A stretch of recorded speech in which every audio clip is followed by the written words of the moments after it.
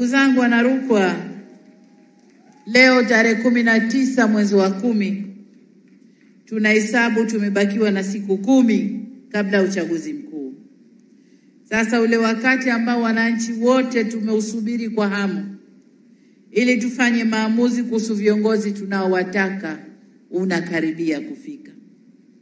Na wale walioko wanasema mwezi wa 10 tuna jambo letu, jambo linakaribia kufika. Ni siku 10 tu zijazo. Hivyo inabidi kila mmoja wetu ajiandae, kila mtu angalie kadi yake ya kupigia kura ilipo, aiweke vizuri. Na kwa kuwa siku hiyo itakuwa ni siku ya mapumziko, sote hatuna budi kuhimizana na kuhamasishana kutoka mapema ili tukatumie haki yetu ya kikatiba ya kupiga kura. 29 mwezi wa 10 oye! Kura oye!